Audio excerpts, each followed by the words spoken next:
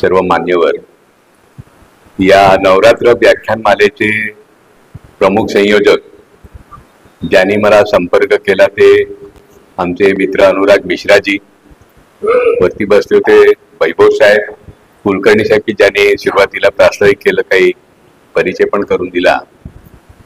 समोर अनेक मित्र बसलेले आहेत. माझ्याबरोबर आलेले माझे सहकारी अभिजित पण आहेत. जळगाववरून आलेले आमच्या नातेवाईक त्या पण इथे आलेले आहेत, त्या पण समोर बसलेले आहेत. आणि आपण सर्व आपल्या देशाला खरोखर अनेक प्रश्न भेडसावत आहेत. जे बेरोजगारी आहे, शिक्षणाच्या संदर्भातले प्रश्न आहेत, आरोग्याच्या संदर्भातले प्रश्न आहेत. आपल्या पुढच्या पिढीला पुढे कसं जायचं याच्या संदर्भामध्ये वाट सापडत नाही, इतकी अवघड परिस्थिती आहे. हे सगळे प्रश्न असून देखील ज्या प्रश्नावरती कमी चर्चा होते आणि नसलेला किंवा कमी दर्जाचा प्रश्न आहे की ज्याच्यावरती संपूर्ण देशाचे राजकारण खेळवलं जातं, तो हिंदू मुस्लिम प्रश्न.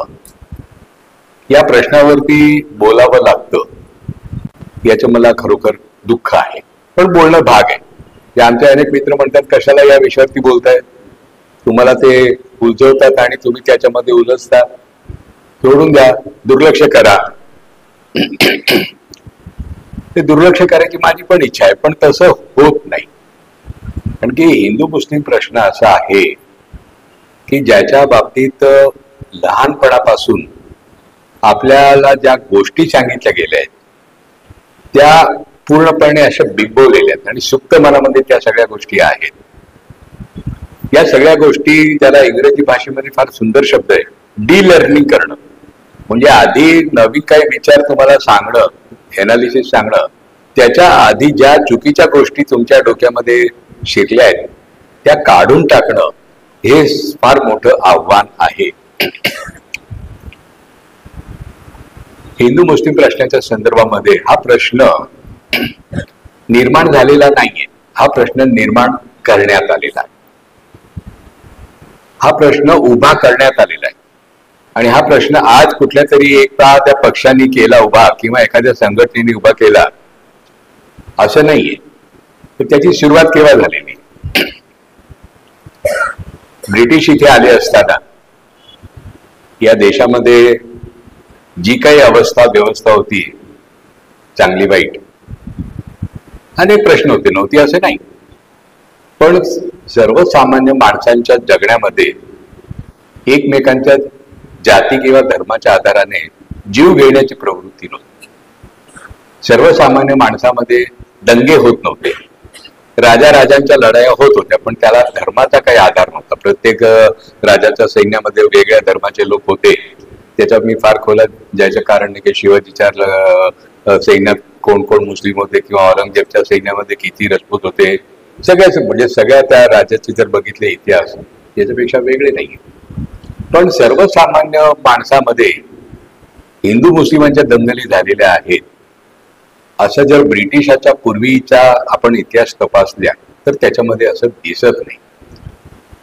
1857 साली ब्रिटिश सरकारच्या विरोधात एक जो उठाव झाला, प्रयत्न झाला बंड करायचा, आणि तो प्रयत्न जरी फसला असला तरी त्याची व्याप्ती फार मोठी होती. म्हणजे सरकारने, कुठल्याही सरकारने धसका घ्यावा इतकी त्याची मोठी व्याप्ती होती.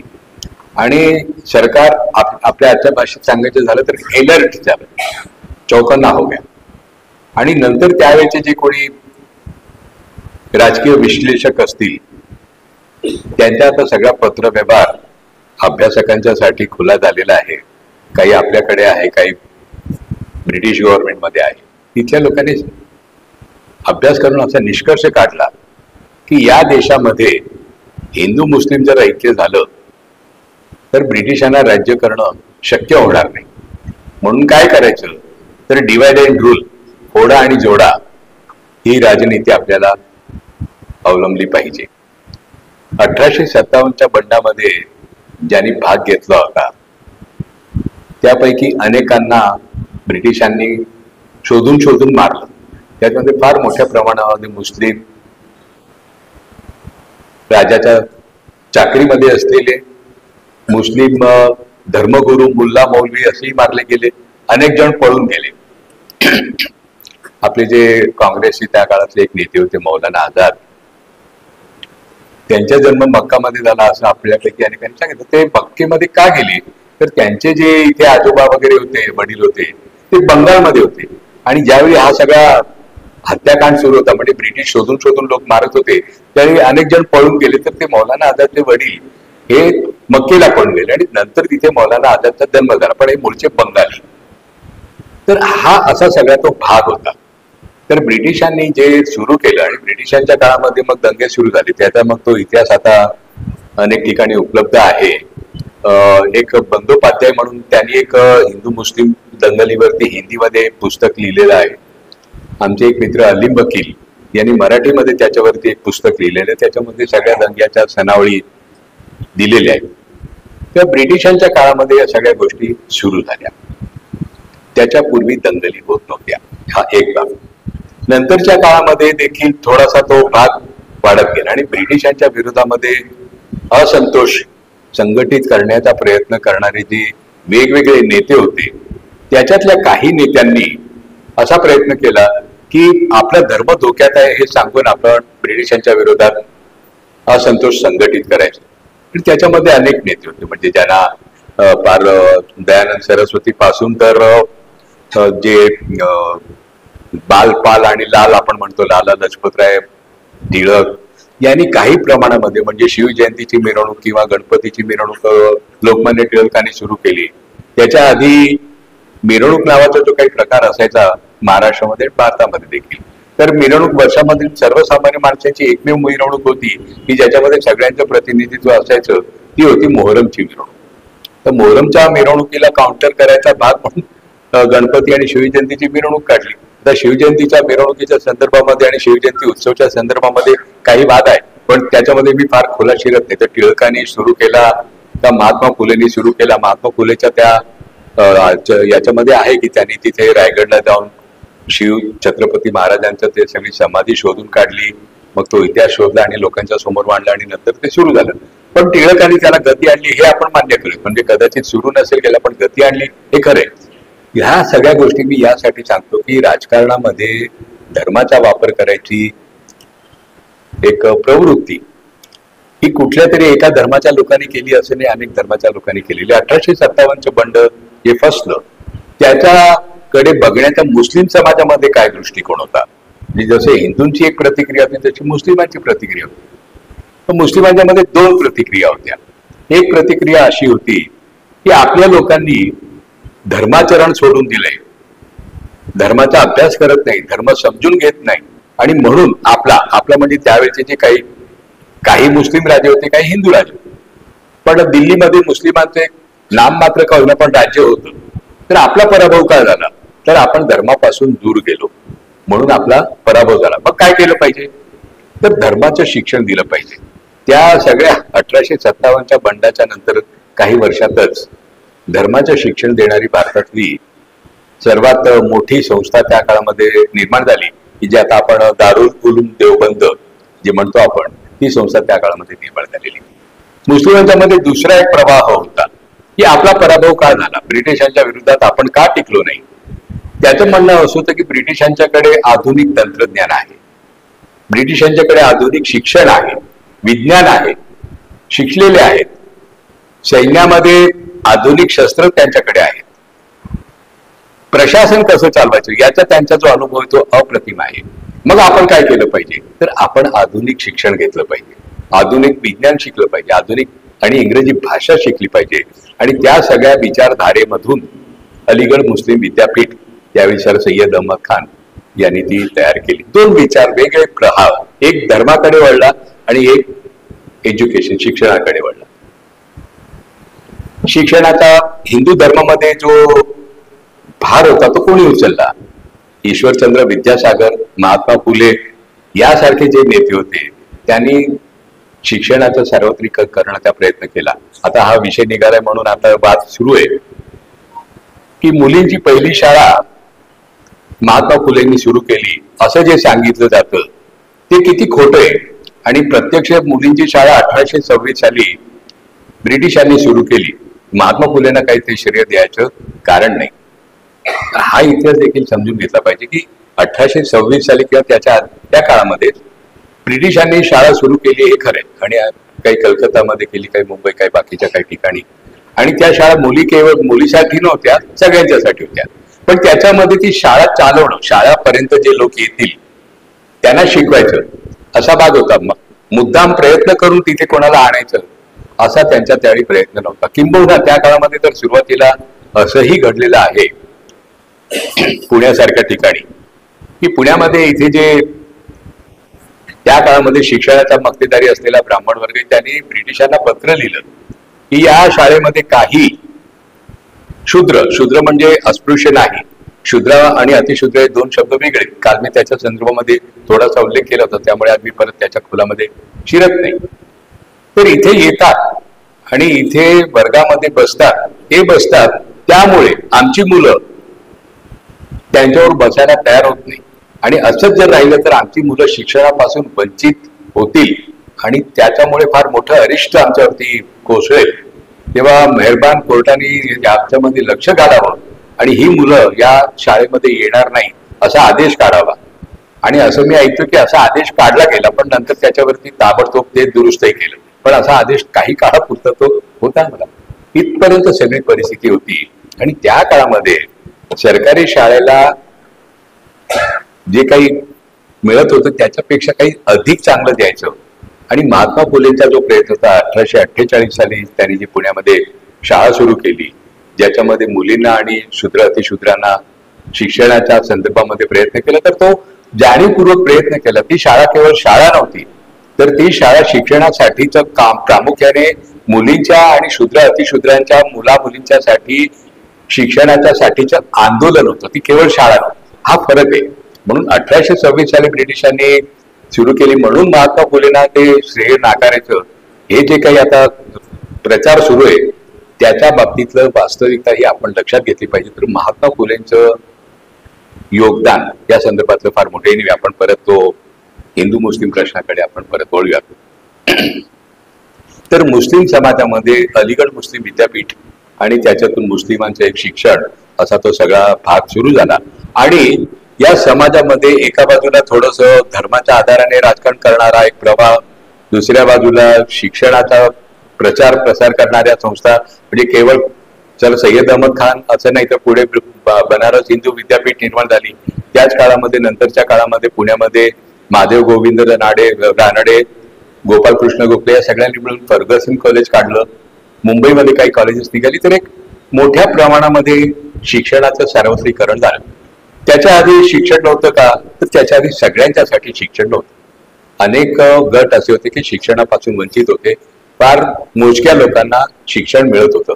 त्या काळामध्ये मदरसे पण होते आणि मदरसेचं शिक्षण देखील सगळ्यांना उपलब्ध होतं असं नाही. उपलब्ध होतं म्हणजे कसं असतं आपल्या इथे, आता आपण संविधानामध्ये म्हणतो की सर्वांना संधीची समानता.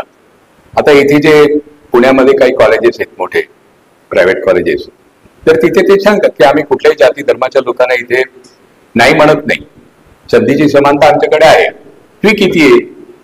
तर 5 लाख रुपये, 10 लाख रुपये. या संधीच्या समानतेला काही अर्थ नसतो. तेव्हा हे जे सार्वत्रिकीकरण आहे, तर त्या काळामध्ये देखील जे काही शिक्षणाची सोय उपलब्ध होती ते अनेकांच्या पर्यंत पोहोचणी शक्य नव्हती. किंबहुना जर तिथे लोक गेले तर ते हे काम तुमचं नाही, तुम्ही इथे येऊ नका, इतकं स्पष्टपणे सांगण्याचा सगळा तो प्रकार होता.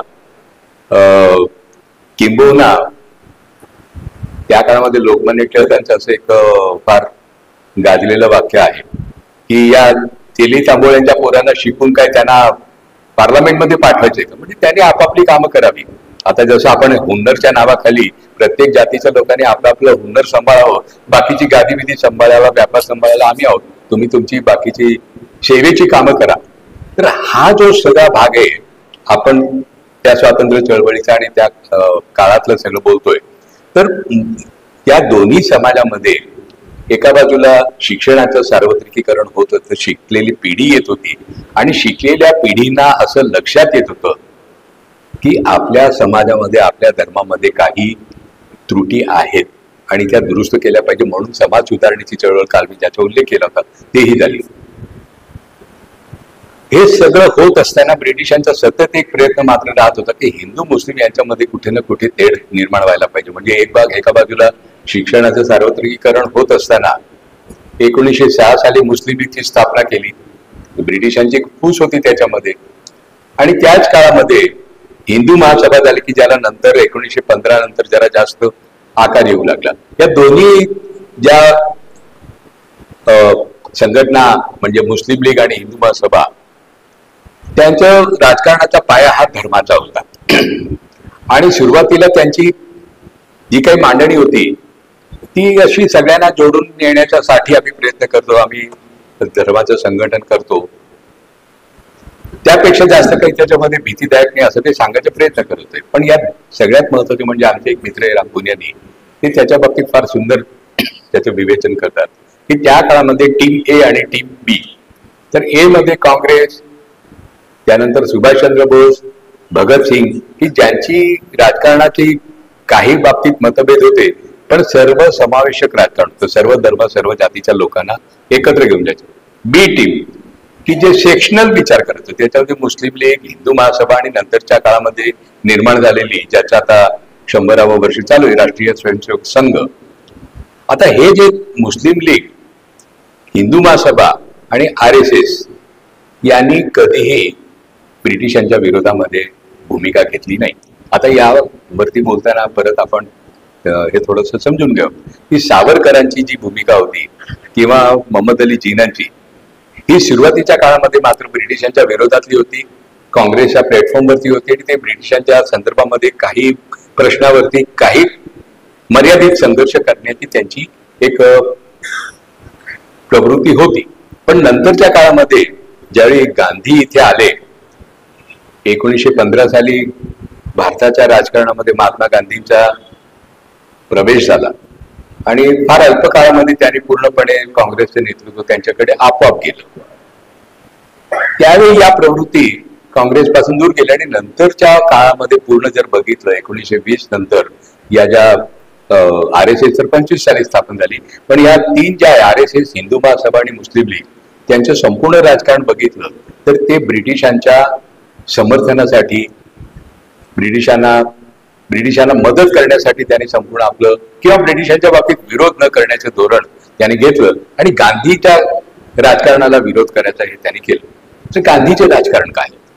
इथे तो प्रश्न सगळ्यात मोठा तो येतो की गांधी सगळ्यांना आवडणारा गांधी या लोकांना का आवडलं होतं जे सेक्शनल राजकारण करत होते आपल्या एका छोट्या गटाचं, त्यांना गांधी आवडत होतं की गांधी सगळ्यांना सामावून घेण्याचा प्रयत्न करत होते. गांधी केवळ धर्म नाही तर जातीच्या लोकांना एकत्र करत होते. त्याने गांधींनी जातीच्या संदर्भामध्ये काय काय नाकारले म्हणजे सुरुवातीला गांधींनी अस्पृश्यता नाकारली. जातीचं एक जे समाजावरती पकड असते, समाजाच्या स्वातंत्र्यावरती घाला घालायचं काम करत असेल तर जात पंचायत करत होती, आज पण करते. आज त्याची व्याप्ती पूर्वीपेक्षा थोडी कमी झाली असेल पण जरी जे मागासलेल्या म्हणून समजलेल्या जाती ज्या आहेत त्याच्यामध्ये जातीचं प्राबल्य इतराच्या पेक्षा जास्त आहे. आता जातीच्या प्राबल्याच्या बाबतीत गांधी कसे सामोरे गेले त्याचा एक किस्सा जो बाकी गांधीचे अनेक किस्से अनेकांना माहिती आहे पण एक किस्सा जरा कमी लोकांना माहिती त्याचा मी फक्त इथे उल्लेख करतो की ज्यावेळी गांधी हे महात्मा झाले नव्हते, विद्यार्थी होता मोहन ज्यावेळी बॅरिस्टरीचं शिकायला लंडनला जायचं ज्यावेळी ठरवलं आणि पोरबंदर वरून ते मुंबईला आले ते आणि त्यांचे कुटुंबीय, तर मुंबईला आल्यानंतर कळालं की लंडनला जाणारी बोट अजून 15 दिवस बाकी. तर त्या काळामध्ये फोन, मोबाईल किंवा बोटीचे काही टाइम टेबल फिक्स वगैरे असं नसायचं. अधूनमधून ती बोट जायची आणि ते कळायचं की आता या तारखेला जाणार आहे. 15 दिवस पोरबंदरवरून इथे आल्यानंतर परत पोरबंदरला जाणं शक्य नव्हतं म्हणून ते धर्मशाळेत राहिले. मुंबईच्या धर्मशाळेत राहिल्यानंतर 3-4 दिवसांनी त्यांच्या समाजाचे लोक सगळे आले गांधीचे आणि त्यांना सांगितलं की तुम्ही निघालाय लंडनला शिकायला. तो म्हणे तुम्ही जाऊ नका म्हणे, हा धर्मद्रोह आहे. तुम्हाला माहिती नाही की समुद्र ओलांडणं हा पाप आहे आणि तुम्ही जर गेलात तर आम्ही तुमच्या कुटुंबावरती आणि तुमच्यावरती बहिष्कार टाकू. आणि तुम्हाला खूप जड जाईल हे सगळं. मोहनदास गांधी त्यावेळी काही तसा महात्मा झाला नव्हता, पण त्या प्रश्नावरती त्यांनी अतिशय ठाम भूमिका घेतली आणि त्यांनी सांगितलं की तुम्हाला काय करायचं ते करा, मी शिक्षण घ्यायला जातोय आणि मी जाणार. मी माझ्या आईला वचन दिलेलं आहे की मी तिथे मांसाहार करणार नाही, मी तिथे दारू पिणार नाही आणि मी परस्त्रीच्या नादी लागणार नाही. या 3 वचनावरती मातोश्रींनी परवानगी दिली होती. मातोश्रीला काही फार आवडलेलं नव्हतं मोहनचं परदेशी जाणं, पण या 3 गोष्टी कबूल केल्यानंतर मात्र परवानगी दिली आणि त्या 3 गोष्टी मोहनदासनी प्रामाणिकपणे पाळल्या. मुद्दा आहे आपण जातीच्या संदर्भामध्ये जे सगळं बोलतो, तर गांधींचं येणं भारताच्या राजकारणामध्ये 1915 साली, त्यावेळी गांधींच्या बरोबर त्यांचा दक्षिण आफ्रिकेतला दीर्घ लढ्याचा अनुभव त्यांच्या गाठीशी होता. म्हणजे मोहनदास गांधी जो सुरुवातीला लंडनमध्ये बॅरिस्टरी करायला गेला होता तो नाही. ज्यावेळी 1915 मध्ये गांधी इथे आला त्यावेळी तो एक अतिशय महान, म्हणजे जागतिक पातळीवरती मान्यता असलेला, एक राजकीय भान असलेला आणि यशस्वी झालेला लढाऊ नेता अशी त्यांची प्रतिमा होती. शिवाय ते संत प्रवृत्तीचा माणूस अशी पण प्रतिमा होती. म्हणजे एका बाजूला लढाऊ आणि दुसऱ्या बाजूला अतिशय नैतिक आणि संत पद्धतीचे आचरण असणारी अशी त्यांची भूमिका होती. आणि या गांधींनी एक असं जे राजकारण केलं, अस्पृश्यता निवारणाचं काम, स्वच्छतेचं काम, ग्रामोद्योगचं काम, चरखाचा मुद्दा तो त्याने, चरख्याचा शोध गांधींनी लावला नाही, चरखा इथला परंपरेमध्ये आहे, पण तो त्याने पुन्हा रिवाईव्ह केला, पुनर्निर्माण केला आणि त्याला लोकांच्या हातामध्ये दिलं आणि ते सांगितलं की मँचेस्टर, ब्रिटिशांचे जे आक्रमण आहे कापड उद्योगाच्या रूपाने, त्याला विरोध करायचा असेल तर चरखा. तर हे जे सगळं गांधीचं होतं त्याच्यातला सगळ्यात महत्वाचा भाग की सर्व जाती धर्माच्या लोकांना एकत्र लढ्यामध्ये आणायचं, हे महात्मा गांधीचं फार मोठं योगदान होतं. त्याच्या पूर्वीचे जे ब्रिटिशांच्या विरोधात लढ्याचे जे काही लोक होते त्याच्यामध्ये 3-4 प्रकारचे लोक होते. म्हणजे एक असा ज्याच्या बाबतीत त्यांना आपण क्रांतिकारक संबोधतो की काही नाही, ब्रिटिश लोकांना इथून मारलं पाहिजे म्हणून ते चौरी चौरामध्ये देखील ज्यावेळी मोठा जन आंदोलन झालं आणि चौरी चौरामध्ये त्यावेळी पोलीस चौकी जाळली गेली, त्याच्यामध्ये 22 पोलीस अधिकारी मारले गेले आणि महात्मा गांधींनी ते आंदोलन मागे घेतलं. पण ते गेलं योग्य केलं असं म्हणणारा वर्ग होता किंवा चाफेकर सारखे, मंगल पांडे असे अनेक क्रांतिकारक आपल्याला, वासुदेव बळवंत फडके. तर त्या मार्गाची मर्यादा असते की तुम्ही एखादा क्रांतिकारक येतो, एखाद्या अधिकाराला मारतो की 2-4 लोकांना मारत असेल, त्याच्यातून सत्ता हटत नाही, सत्तेला त्यांचा फार काही धोका वाटत नाही. कारण की एकदा हिंसेचा मार्ग अवलंबला म्हटला तर हिंसेची शक्ती, हिंसा करण्याची क्षमता कुठल्याही व्यक्तीपेक्षा, कुठल्याही संघटनेपेक्षा शासनाची जास्त असते आणि शासनाला ते फार सोपं जातं. ज्यावेळी आंदोलन हिंसक होतं त्यावेळी त्याला कंट्रोल करणं सरकारला सोपं जातं, कारण की गोळीबार करणं समर्थन येऊ जातं. हा एक भाग होता. दुसरा भाग होता की एक ज्याला आपण आपल्यापैकी अनेकांना माहिती असेल की काँग्रेसमध्ये मवाळ आणि जहाल असे 2, नेमस्त आणि जहाल असे 2 प्रवाह होते. तर नेमस्तांचा प्रवाह काय होता की कायदेशीर मार्गाने आपण ब्रिटिशांच्याकडे आपल्या मागण्या मान्य करून घ्यायच्या, त्यांना विनंती करायची न्यायालयाच्या याच्यातून, किंवा दुसरा मार्ग होता तो कॉन्स्टिट्युशनल, संसदीय मार्ग. म्हणजे पार्लमेंट लंडनमध्ये होती पण इथले त्यांचे व्हाईसरॉय आणि जे काही कलेक्टर आहे त्यांचे प्रतिनिधी होते, तर त्यांच्या समोर आपलं जे काही म्हणणं असेल ते गाऱ्हाणं मांडायचं आणि त्यांच्याकडून ते मंजूर करून घ्यायचं. या 2 मार्गाच्या पलीकडे बाकीचा मार्ग अखत्यार करू नये. म्हणजे एका बाजूला काही प्रमाणामध्ये क्रांतिकारक की ज्यांना असं वाटत होतं की हिंसा करायला हरकत नाही आणि सरकारच्या विरोधात शस्त्र हातात घेतली पाहिजे, दुसऱ्या बाजूला काही लोक असे होते की सनदशीर आणि कायदेशीर मार्गाने आपण ब्रिटिशांच्या आपले जे काही अधिकार आहे ते मिळवायचा प्रयत्न करणं. आणि तिसरा जो मार्ग होता तो जहाल मार्ग होता की आपण मागणी करायची ब्रिटिशांच्याकडे, कायदेशीर सनदशीर हे सगळं करायचं, पण नाही झालं तर पुढे काय करायचं, तर रस्त्यावरती येऊन आंदोलन करायचं. म्हणजे टिळक हे जहाल गटातले होते आणि गांधींनी जहाल गट पुढे नेला, पण जहाल गटाला जो आयाम दिला तो एकदमच नवीन होता की अहिंसा जो मार्ग आहे तो जो काही भाग आहे की एका बाजूला जहाल भूमिका घ्यायची, रस्त्यावर येऊन आंदोलन करायची, हरताळ करायचं, विदेशी कपड्याची होळी करायची, हे सगळे मुद्दे घेतले, पण हिंसेचं आचरण करणार नाही. आता हे जे हिंसेचं आचरण करणार नाही तर काय करायचं? हिंसा नाही तर मग काय? तर लोकांना रस्त्यावरती आणायचं. पण लोक रस्त्यावरती येण्यामध्ये लोकांच्या मनामध्ये काय भीती असते? तर लोकांना भीती असते की आपल्याला पोलीस पकडून नेतील, तुरुंगात टाकतील, मारतील. या दोन भीती त्यावेळी होत्या, काही प्रमाणामध्ये अजून पण आहे. तर सर्वसामान्य लोकांच्या मनामध्ये तुरुंगाची भीती, सर्वसामान्य लोकांच्या मध्ये पोलिसांच्या अत्याचाराची भीती ही महात्मा गांधींनी घालवली आणि रस्त्यावरती आलेत. आणि नंतर तर असं झालं की तुरुंगात जाण्याला प्रतिष्ठा आली. म्हणजे आता मी काल देखील सांगितलं की मी 15 महिने येरवडा जेलमध्ये होतो, तर मी अभिमानाने सांगतो. तर अभिमानाने तुरुंगात होतो हे सांगण्याची पद्धत भारतामध्ये महात्मा गांधीच्या नंतर आली. महात्मा गांधीच्या आधी जेलमध्ये जाणं म्हणजे क्रिमिनल, त्याला कधीही प्रतिष्ठा नव्हती. महात्मा गांधींनी सर्वसामान्य लोकांच्या आंदोलनामध्ये सहभाग वाढवण्यासाठी तुरुंगाची भीती घालवली, निर्भय बनो वगैरे जे म्हणतो. तर हे जे गांधीचं राजकारण होतं ते सर्वसामान्य लोकांना सोबत आणायचं. आणि त्याचा एक भाग म्हणून सर्वसामान्य लोकांना जर सोबत आणायचं की कुठल्या कुठल्या मुद्द्यावरती मतभेद होऊ शकतात. प्रत्येकाचा धर्म वेगळा आहे, भाषा वेगळी आहे, जाती वेगळ्या आहेत, थोडाफार वंशिक फरक पण आहे. तर सगळ्यांना एकमेकांच्या बरोबर कम्फर्टेबल राहता येईल, एकमेकांची अडचण होणार नाही, यासाठी जे जे काही करते ते करायचं. म्हणून गांधींचं धार्मिक असणं आणि बाकीच्या लोकांचे धार्मिक असणं याच्यामध्ये फरक होतो. गांधी धार्मिक होते, आपण अनेकदा त्यांच्या वाचलेलं आहे. ते गांधी ईश्वराला मानत होते. गांधीच्या धर्माचं मानणं काय होतं म्हणजे गांधींचे आफ्रिकेमधले 2 आश्रम आणि भारतातले 3 आश्रम, हे 5ही आश्रमाचं जर त्यांचं सगळं आपण तपासून बघितलं तर कुठल्याही आश्रमामध्ये कुठेही मंदिर नव्हतं, मस्जिद नाही, चर्च नाही, कुठलंही उपासना स्थळ नव्हतं.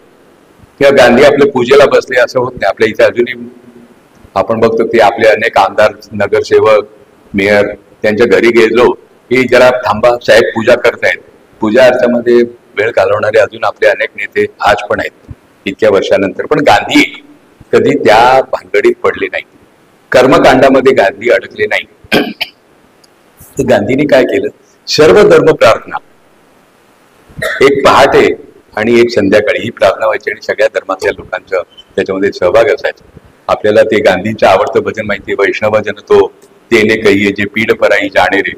आता अनायासे 2-3दा असं घडलं की एकदा समोर एकदा ख्रिश्चन गांधींच्या फॅन असलेला, गांधींचा भक्त असलेला तिथे आला होता आणि तो मध्येच म्हणाला, हे भजन चालू असताना, बापूजी मी याच्यामध्ये जर वैष्णव जनच्या ऐवजी ख्रिश्चन जन तो तेने कहिये टाकलं तर चालेल का? गांधी अहो काय नाही, तर ख्रिश्चन जन तो तेने कहिये जे पीड पराई जाणे रे. एकदा मुस्लिमांनी सांगितलं तर ते मुस्लिम जन तो तेने कहिये जे पीड पराई जाणे रे. ते भजनाचं जर तुम्ही पूर्ण वाचलं तर त्याच्यामध्ये जे काही वर्णन केलेलं चांगल्या माणसाचे ते सगळं वर्णन कुठल्याही धर्माच्या लोकांना फिट बसतंय. तर हे जे सगळं गांधींचा प्रयत्न होता, तो प्रयत्न इथल्या संतांची जी काही एक परंपरा आहे ती परंपरा पुढे नेणारा होता. आणि म्हणून इथे हिंदू मुस्लिमांच्या संदर्भातला ज्यावेळी आपण विचार करतो तर गांधींचा हा जो काळ आहे, खिलाफत चळवळ पण एक फार मोठं त्याच्यातलं गांधींचं मोठं योगदान आहे. आणि खिलाफत चळवळ समजून घेण्यामध्ये आमचे जवळचे सहकारी देखील, किंबहुना आज देखील अनेक लोक म्हणतात की नाही गांधींनी खिलाफत चळवळ म्हणजे फार मोठी चूक केली, फार गोंधळ केला गांधींनी. तर त्याच्या आधी मुस्लिम लीग आणि हिंदू महासभाने काय घोळ केला त्याच्या बाबतीत आपण बोलत. गांधींच्या खिलाफत चळवळीच्या बाबतीत नेमकं काय म्हटलं होतं हे लक्षात घेतलं पाहिजे. ब्रिटिशांच्या सैन्यामध्ये अनेक भारतीय सैनिक होते आपल्याला माहिती, त्याच्यामध्ये गुरखा होते, पंजाबी होते, राजपूत होते, मुस्लिम पण होते. प्रामुख्याने पंजाब आणि त्या परिसरातले राजस्थान इथले मुस्लिम जास्त होते तिथे. त्या हा जो सगळा तुर्कस्तानचा प्रदेश होता तिथे ब्रिटिशांनी हल्ला केला आणि या सैनिकांना तिथे घेऊन गेले. तर त्या सैनिकांनी ब्रिटिशांच्या बरोबर वाद घातला. ते म्हणाले तुम्ही इथे येत आहेत आणि इथे तर आमचा हा सगळा पवित्र भाग आहे, इथे आमचा खलिफा राहतो आणि त्या खलिफाला तुम्ही नष्ट करणार असं आमच्या कानावर आलं. तर ब्रिटिशांनी सांगितलं की नाही, आमची लढाई ही राजकीय आहे आणि त्याच्या पलीकडे आम्ही आमच्या खलिफाच्या संदर्भामध्ये कुठलंही काही करणार नाही असं आश्वासन दिलं. आणि नंतर युद्ध केलं आणि युद्ध केल्यानंतर त्याचे ते अनेक तुकडे केले आपल्याला माहिती. ते आश्वासन दिलं ब्रिटिशांनी पाळलं नाही, त्यामुळे खिलाफत चळवळ इथल्या लोकांनी सुरू केली. ती ब्रिटिशांच्या विरोधातली चळवळ होती आणि दिलेलं आश्वासन ब्रिटिशांनी पाळलं नाही म्हणून ती चळवळ होती आणि म्हणून गांधींनी त्याच्या संदर्भामध्ये त्यांना पाठिंबा दिला. आता गंमत म्हणजे अशी की त्या काळामध्ये गांधीचे काही सहकारी होते, त्यांनी सांगितली चांगली संधी बापू, हे जे आपल्याला खिलाफत चळवळीला पाठिंबा मागतायत ना, तर त्यांना सांगा की इथे आम्ही गो हत्या करणार नाही, तर आम्ही खिलाफत चळवळीला पाठिंबा देऊ. गांधी हे गो संवर्धनची भूमिका घेणारे होते. गो सेवा आणि गो संरक्षक, गो रक्षा वेगळी आणि गो संवर्धन आणि गो सेवा ही गोष्ट वेगळी आहे. तर गांधींनी त्यांना सांगितलं की हे बघा, खिलाफत चळवळीचा मधला जो मुद्दा आहे तो ज्या हिंदूंना मान्य होईल त्यांनी त्याला पाठिंबा द्यावा आणि त्याच्यामध्ये सहभागी व्हावा, आणि गो सेवा आणि गो संवर्धन ज्यांना मान्य असेल त्या मुसलमानांनी त्याला पाठिंबा द्यावा. पण हा दोन्ही हे विषय हे सौदेबाजीचे होत नाही. जर एखाद्या मुसलमानाने सांगितलं की गो सेवा गो संवर्धन मला मान्य नाही, तरी खिलाफतच्या चळवळीच्या बाबतीत मी त्यांच्या पाठिंबा घेईन. आणि त्याच पद्धतीने की गो सेवा आणि गो संवर्धन वेगळे, त्याला जे मुसलमान पाठिंबा देतील त्याचा मी पाठिंबा घेणार. तर असा जो गांधीचा भाग होता की राजकारणामध्ये कुठल्या मुद्द्याची सौदेबाजी करायची, कुठल्या मुद्द्याची करायची नाही, याचं भान गांधींना, आणि कधी त्यांनी या मुद्द्याचं सरमिसळ होऊ गेली नाही. तर गांधीचं एक कौशल्य होतं आणि ते कौशल्य आपोआप आलं नव्हतं. ते गांधींनी तो दक्षिण आफ्रिकेमधलं त्यांचं जे वास्तव्य होतं त्याच्यामध्ये ते सगळे त्यांनी आत्मसात केलं होतं. गांधींना खरं तर त्या काळामध्ये ख्रिश्चन धर्माच्या जे काही लोक तिथे वागत होते ते अतिशय चांगलं वागत होते. म्हणजे ते जसे गांधींना फार वाईट अनुभव आले, अस्पृश्यताचे चटके भारतामध्ये काय असतात हे जोपर्यंत आफ्रिकेमध्ये गेले नव्हते तोपर्यंत त्यांना कळत नव्हते. त्यांना अस्पृश्यता मान्य नव्हती, पण अस्पृश्य समाजाचं दुःख काय असेल याची जाणीव त्यांना दक्षिण आफ्रिकेमध्ये गेल्यानंतर झालं, ज्यावेळी त्यांना रेल्वेमधून फेकून दिलं. तर याच पद्धतीची आपण अस्पृश्यांशी वागतो भारतामध्ये, त्यांच्या मनामध्ये आलं. तर अस्पृश्यता हे त्यांना मान्य नव्हती, हे तर आहे. पण सॉरी, मी कुठला मुद्दा ते सांगत होतो, तर निसटला मुद्दा माझा. तर गांधींनी त्या काळामध्ये त्यांना ख्रिश्चन धर्माचं आकर्षण वाटत होतं आणि नंतर ते अनेक ख्रिश्चनांनी त्यांना सांगितलं की तू ख्रिश्चन का होऊन जात नाही. तर का होत नाही याचं उत्तर त्यांना देता येत होतं की मी का होत नाही ख्रिश्चन. म्हणून त्याने त्यांचे जे एक नातेवाईक होते, थोर आध्यात्मिक एक व्यक्तिमत्व होतं रायचंदभाई, जैन अभ्यासक होते आणि गांधींच्या निकटवर्ती होते. कदाचित त्यांचे नातेवाईक असं म्हणतात, पण ते जैन होते. मला माहिती नाही ते नातेवाईक होते का नाही. पण गांधींनी त्यांना पत्र लिहिलं की असं असं माझ्या समोर पेश पडलाय आणि ख्रिश्चन धर्माचं मला ते सांगतायत आणि मला त्याच्यातली बरीच तत्व खूप आवडतात, मी काय करू. रायचंदबाईंनी त्यांना सांगितलं की तुला ज्या वेगळ्या धर्माची तत्व तुला आवडतात ते तू आचरण कर, त्यासाठी धर्म बदलायची आवश्यकता नाही.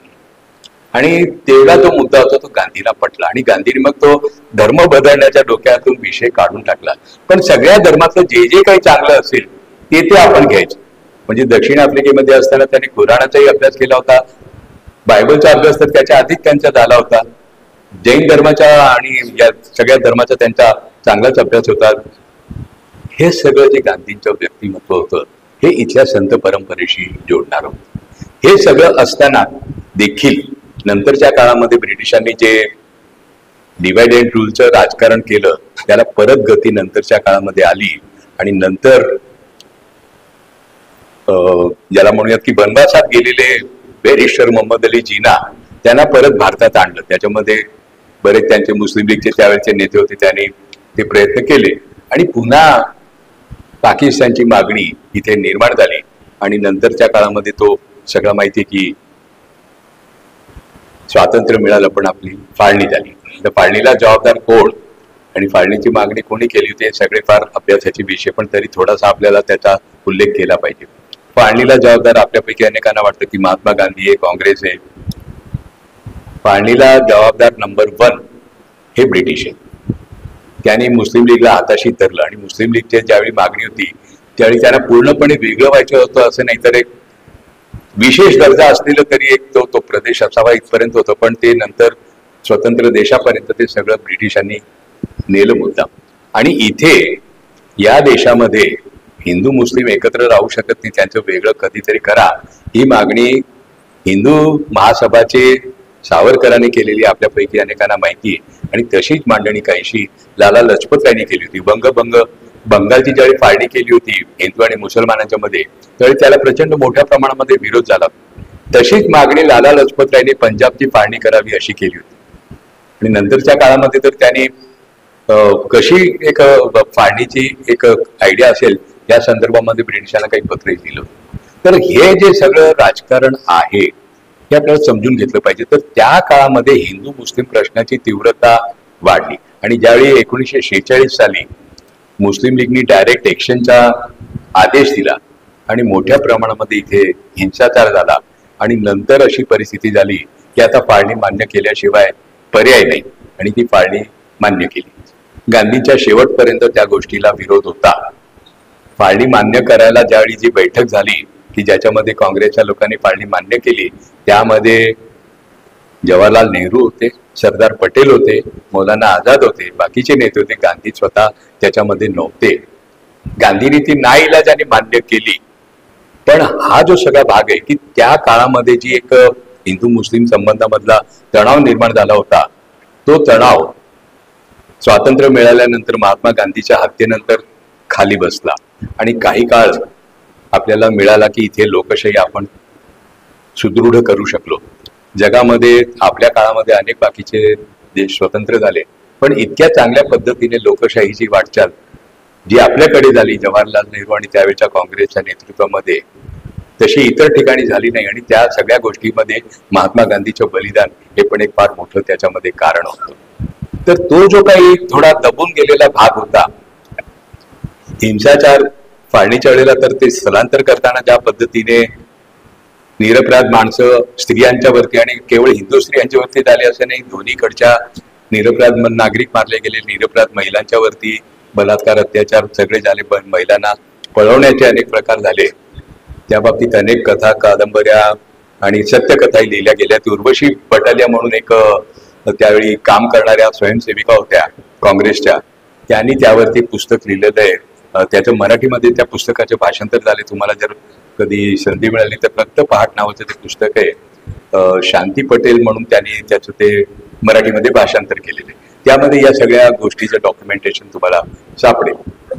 तर हे जे सगळं त्या काळातलं होतं वातावरण, त्यानंतर देशामध्ये महात्मा गांधीच्या बलिदानानंतर एक देश भानावर आल्यासारखा झाला आणि दीर्घकाळ आपल्याला इथे देशामध्ये काही कामं करता आली. आणि नेहरूंच्या आणि काँग्रेसच्या काळामध्ये बऱ्याच गोष्टी झाल्या. स्वातंत्र्य मिळाल्यानंतर आतापर्यंत अनेक गोष्टींमध्ये आपण खूप चांगली प्रगती करू शकलो. म्हणजे भारतामध्ये ज्या समस्या होत्या, देश स्वतंत्र झाला, धान्याच्या बाबतीत आपण स्वावलंबी नव्हतो, उद्योगधंदे फार कमी होते, त्या सगळ्या गोष्टी करू शकलो आपण. तेव्हा या सगळ्या राजवटीमध्ये अनेक दोष अनेक आपल्याला दाखवता येईल की काँग्रेसने अमुक केलं ते तमुक केलं वगैरे, पण तरी जे काही भारतामध्ये विकास झाला तो त्याच्यामध्ये या सगळ्या गोष्टी खूप महत्वाच्या होत्या. पण नंतरच्या काळामध्ये पुन्हा हळूहळू धर्मवादी नेत्यांनी आपले डोके वर काढले आणि दोन्हीकडच्या ज्या धर्मांध शक्ती म्हणा संघटना म्हणा त्या पुन्हा कार्यरत झाल्या. आणि आपल्याला माहिती आहे की काँग्रेसच्या विरोधामध्ये जे काँग्रेसच्या संदर्भामध्ये सुरुवातीला फार चांगलं वातावरण होतं. 62 साली भारत आणि चीनचं युद्ध झालं आणि त्यामध्ये भारताचा पराभव झाला. त्यामुळे काँग्रेसच्या मागे जी एक प्रभावळ होती त्याला थोडासा धक्का पोचला आणि नंतर काँग्रेसच्या विरोधातल्या राजकारणाला थोडंसं बळ मिळू लागलं. आणि 67 साली 7 राज्यामध्ये संयुक्त विधायक दलाचं सरकार आलं, म्हणजे बिगर काँग्रेसी सरकार. लोहियांचा त्याच्यामध्ये पुढाकार होता आणि ज्याच्यामध्ये जनसंघ, समाजवादी, स्वतंत्र पक्ष, भारतीय क्रांती दल, त्यावेळेचे जे अनेक पक्ष होते ते सगळे एकत्र आले होते. आणि तो प्रयोग नंतरच्या काळामध्ये आणीबाणीच्या काळामध्ये तो 77 साली त्याची पुढची आवृत्ती आपण बघायला मिळाली. तर हा जो 67 पासूनचा जो पुढचा काळ आहे त्याच्यामध्ये धर्मांध शक्ती पुन्हा कार्यरत झाला. जसं ब्रिटिशांच्या विरोधामध्ये आंदोलन करण्यासाठी धर्माचा वापर करायची एक मोह झाला आणि ते केला वापर त्यावेळेच्या अनेक राजकीय नेत्यांनी, ज्यांना ब्रिटिशांच्या विरोधात उभं राहायचं. तसंच काहीचा प्रकार काँग्रेसच्या विरोधामध्ये धर्माचा वापर करून काँग्रेसच्या विरोधात वातावरण निर्माण करणं सोपं जाईल असं वाटणाऱ्यांनी तसा प्रयत्न केला. 67 साली गोहत्या बंदीच्या कायद्याची मागणी त्यावेळच्या जनसंघाने केली आणि एक मोठं आंदोलन देशभर त्यावेळी राबवलं गेलं. त्याला फार मोठा प्रतिसाद मिळाला नाही, पण ते रस्त्यावरती ते गोष्टी आल्या आणि एकत्र झाली. तर त्यावेळच्या काँग्रेस सरकार स्वतः या इंदिरा गांधी पंतप्रधान होत्या आणि गोहत्या बंदीचा कायदा पूर्ण देशभर त्या काळी लागू झाला. 1971 साली तो नवीन कायदा नाही, 1971 साली तो लागू झालाय आणि काँग्रेस सरकारच्या काळामध्ये झालेला आहे. इंदिरा गांधीच्या नेतृत्वाखाली असलेल्या सरकारमध्ये लागू झालाय. त्याच्या गोवंश हत्याची जोड आताच्या सरकारने त्याला द्यायचा प्रयत्न केला. तर हा जो सगळा भाग आहे धर्माचा वापर करायचा प्रयत्न करायचा, म्हणजे खरं तर गांधींनी त्या गोष्टीला गांधी गोसेवा आणि गोसंवर्धन म्हणत होते, पण गो हत्या बंदीचा कायदा करण्याच्या गांधी विरोधात होते. पण ते काँग्रेसवर असा दबाव आला आणि त्यांना ते करावं लागलं. धर्माचा वापर राजकारणात करण्याची प्रवृत्ती हळूहळू वाढत गेली. पुढचा जो सगळा भाग आहे, गांधींच्या हत्येचा कलंक जो लागलेला होता आणि संघावरती बंदी आली होती, त्याच्यातून संघ मुक्त होऊ पाहत होता आणि नंतर जे जे काही संधी मिळेल आंदोलनाची काँग्रेसच्या विरोधामध्ये त्याच्यामध्ये सहभागी झाले, म्हणजे लोहियांच्या बरोबर आणि नंतर JP बरोबर. आता आज काय परिस्थिती, म्हणजे हा सगळा इतिहास सोडल्यानंतर आज काय परिस्थिती आहे, तर आज आपल्या डोळ्यासमोर एक मुस्लिमांच्या संदर्भामध्ये द्वेष आणि तिरस्कार निर्माण केला गेलेला आहे आणि ज्याला आपण डेमोनायझेशन, राक्षसीकरण करणं हे मुस्लिम समाजाचं केलं की देशासमोर आज जे जे काही प्रश्न उभे राहत आहेत ते कशामुळे उभे राहत आहेत, तर मुसलमानांच्यामुळे उभे राहत आहेत असं चित्र निर्माण केलं गेलेलं आहे. आणि आपल्या शालेय पाठ्यपुस्तकामध्ये आपण ठिकठिकाणी जे वाचतो त्याच्यामध्ये कुठल्या गोष्टी सांगितल्या जातात, तर मुस्लिम म्हणजे कोण, तर मुस्लिम म्हणजे बाहेरून आलेले, मुस्लिम म्हणजे आक्रमक, मुस्लिम म्हणजे इथले त्यांनी मंदिरं तोडली, मुस्लिम म्हणजे इथल्या स्त्रियांना पाठवलं, मोठ्या प्रमाणामध्ये तलवारीच्या जोरावर धर्मांतरण केलं वगैरे, या सगळ्या इमेजेस आहेत. आणि ज्यावेळी कुठलाही मुस्लिम भेटला तर आपल्याला वाटतं अरे हा म्हणजे ते यांच्यापैकी आहेत, आक्रमक, बाहेरून आलेले वगैरे वगैरे, या इमेजेस आहेत. आणि या इमेजेस आताच्या सरकारने किंवा आताच्या संघटनांनी निर्माण केलेल्या आहे असं नाही, तर गेली अनेक वर्ष त्या लोकांच्या मनामध्ये आहे. म्हणजे ज्यावेळी फाळणी झाली स्वातंत्र्य चळवळीमध्ये शेवटच्या काळामध्ये, तर फाळणीला विरोध करणारे जे लोक होते ते केवळ फाळणीला विरोध करत नव्हते, तर मुस्लिम लीगच्या मागणीला आणि मुसलमानाच्या सगळ्या गोष्टीला विरोध करत होते. म्हणजे त्याला न कळत एंटी मुस्लिम एक त्याला आयाम जोडला गेला त्या मागणीला. हे जे सगळे मुद्दे आहेत हे समजून घ्यावे लागतात. म्हणून आता माझा पुढचा भाग काही काळ जो आहे तो इथपर्यंत राहणार की मुस्लिमांच्या संदर्भामधला आपला समज, आपलं आकलन हे जे काही आहे त्याच्यामध्ये दुरुस्त करायची गरज आहे. मुस्लिम बाहेरून आले हे पूर्णपणे खरं नाही, मुस्लिम आक्रमक होते हे पूर्णपणे खरं नाही. बाहेरून आक्रमक आले का, अनेक आले आक्रमक वेगळ्या प्रकारचे आले, त्याच्यातले काही मुस्लिम होते जे तुर्कस्तानातून आणि प्रामुख्याने इराण वगैरे भागातून आले, आक्रमण केली त्यांनी. पण आज आपल्याला जे आजूबाजूला मुसलमान दिसतात, केवळ अकोलामध्ये नाही, केवळ पुण्यामध्ये नाही, तर भारतभर जे दिसतात ते बाहेरून आलेल्या मुस्लिमांच्या पैकी नाहीत. बाहेरून आलेल्या मुस्लिमांचे वंशज आता शोधून सापडत नाही, किंवा असले तर कुठेतरी इराणी हॉटेलमध्ये गल्ल्यावर बसलेला मागे कुठला तरी इराणी तो धर्मगुरू असते त्याचा फोटो लावलेला असे 2-4 आपल्याला दिसतील. बाकी तुम्हाला शोधून सापडणं फार अवघड आहे. भारतामध्ये जे मुसलमान आहे जवळपास 90%, 95%च्या आसपास मुसलमान हे बाहेरून आलेले नसून इथले स्थानिक धर्मांतरित झालेले मुसलमान आहेत. देशभर सगळ्या ठिकाणी आहेत, केवळ एका भागात आहे असं नाहीये. मग हे धर्मांतर कसं झालं, का केलं धर्मांतर? मग आपलं साधी गोष्ट आहे, एका हातात तलवार, एका हातात कुराण, जबरदस्ती केली, झालं धर्मांतर. किंवा विहिरीमध्ये पाव टाकले, पाव प्याले, झाले ख्रिस्ताव. किरिस्ताव कसे झाले ते बाटले, आणि मुसलमान कसे झाले तलवारीच्या जोरावर. हे सोपे उत्तर आपण शोधतो. खरोखर तसं आहे का, तर तपासायला गेलो तर नाहीये तसं. मग काय आपल्याला उत्तर मिळतं, तर याच्यासाठी काही आपल्याला थोडासा शोध घ्यावा लागेल. भारतामध्ये मुसलमान केव्हा आले, भारतातली पहिली मशीद कुठे आहे? भारतातली पहिली मशीद केरळमध्ये आहे. इसवी सन 629 साली बांधली गेलेली आहे. आणि इस्लाम धर्माचे जे शेवटचे पैगंबर ज्यांना म्हटलं जातं, मोहम्मद पैगंबर, त्यांचं निधन इसवी सन 632 साली झालेलं आहे. म्हणजे मोहम्मद पैगंबराच्या निधनाच्या 3 वर्ष अगोदर केरळमध्ये ही मस्जिद बांधली गेलेली. केरळमध्ये कौडुंगलूर म्हणून एक गाव आहे, तिथे ही मस्जिद 629 साली बांधली गेलेली आहे आणि त्या मशिदीचं नाव आहे चेरामन जुम्मा मस्जिद.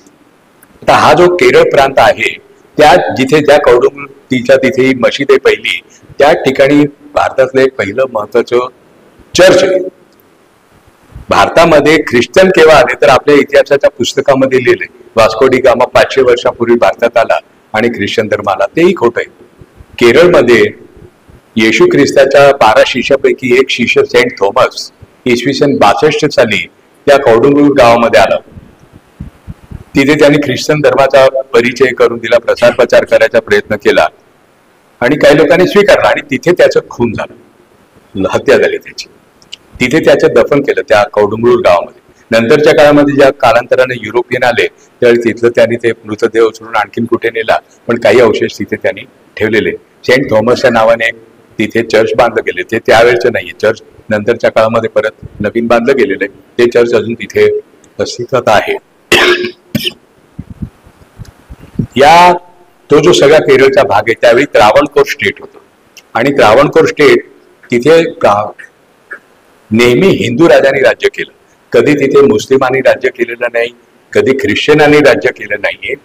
ज्यावेळी आपला देश स्वतंत्र झाला तोपर्यंत तिथे हिंदू राजे राज्य करत होते आणि त्या राज्यामध्ये 25%, ज्यावेळी आपला देश स्वतंत्र झाला 47 साली, 25% मुसलमान होते, 25% ख्रिश्चन होते आणि 50% हिंदू. जिथे कुठल्याही मुस्लिमांनी किंवा कुठल्याही ख्रिश्चनांनी राज्य केलं नाही त्या ठिकाणी. मग धर्मांतराची कारणं काय? धर्मांतराची कारणं शोधायला गेलो तर काही जुनं काही नवीन असं ते शोधावं लागलं. बाबासाहेब आंबेडकरांनी हिंदू धर्म का सोडला? बाबासाहेबांनी 2 आंदोलनं केली. एक 1927 साली महाडच्या चौदार तळ्याचं आंदोलन, की सगळ्यांच्यासाठी खुलं असलेलं तलाव तिथे अस्पृश्य जाती जमातीच्या लोकांना त्यावेळी हरिजन म्हणत होते आणि नंतरच्या आता आपण त्याला दलित शब्द वापरतो. तर दलित शब्द अलीकडचा आहे, त्या काळातला नाही येतो. त्या अस्पृश्य जाती जमातीच्या लोकांना तिथे पाणी भरायला परवानगी नव्हती